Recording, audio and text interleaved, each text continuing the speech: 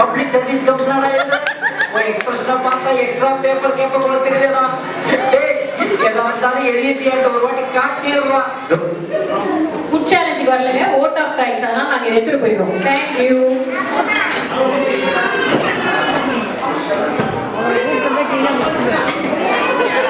நன்றி, தேங்க்யூ. வணக்கம் முடிஞ்ச நினைக்கிறதெல்லாம் உங்களுக்கு ஈவெண்ட்லாம் இன்னைக்கு எல்லாருக்கும் தமிழ் புத்தாண்டு நல்வாழ்த்துக்கள். முதல்ல இங்கே சீஃப் கெஸ்ட்டாக வந்து நம்ம அருண் காந்த் சார் ரொம்ப நாள் வந்துருக்கீங்க. நன்றி உங்களுக்கு. கவர்மெண்ட் வந்துருக்காரு, நிறைய ஈவெண்ட்டாக இருந்தது.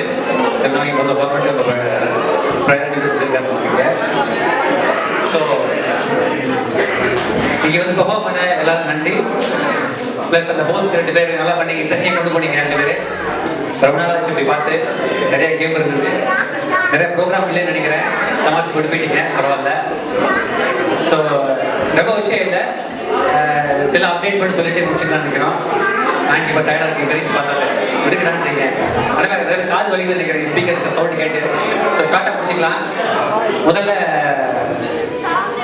எல்லாம் ரெஜிஸ்டர் பண்ணுங்க ஃபஸ்ட் ஈவெண்ட்டுக்கு. ஏன்னா நம்ம வந்து நீங்கள் எவ்வளோ ரெஜிஸ்டர் பண்ணுறீங்களோ அதுக்காக தான் சாப்பாடு சொல்கிறோம். இவங்களும் அதை விட ஒரு 10-20 பேர் கூட சமைக்கிறாங்க. பட் ஸ்டில் சம்டைம்ஸ் வந்து ஃபுட்டு கம்மியாகிடுன்னு சொல்கிறாங்க. ஸோ எப்படி பண்ணலான்னு பார்க்குறப்ப மேபி சாப்பாடை வேஸ்ட் பண்ணாமல் பண்ணலாம். நல்லா சாப்பிடுங்க, நிறைய சாப்பிடுங்க, வேணான்னு சொல்லிட்டுங்க. சாப்பாடு வேஸ்ட் பண்ணி வச்சு பார்க்கலாம். ப்ளஸ் அதை மீறி இல்லைன்னா கண்டிப்பாக அங்கிள் வந்து எடுத்துக்கலாம்.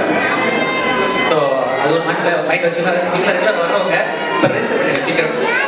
அதுக்கப்புறம் ஃபோன் பண்ணி சொல்கிறீங்க, கண்டிப்பாக இடம் இருக்குது, அது இல்லைன்னு சொல்லலை. பண்ணிங்கன்னா முன்னாடியே தெரியும்.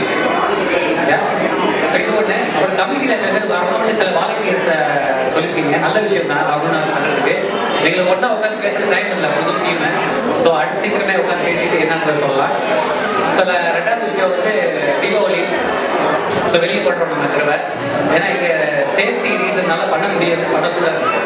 அதனால வெளியே பெரிய ஹாலாக பார்த்து நல்ல பெரிய ஸ்டேஜ் இதோட பெருசாக இருக்கும், லைட்டிங் நல்லா இருக்கும், பசங்க விளையாடுறதுக்கு நிறைய ஸ்பேஸ் இருக்கிறதுக்குமே.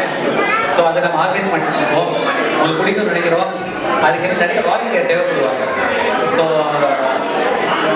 எல்லாம் சப்போர்ட் பண்ணணும்.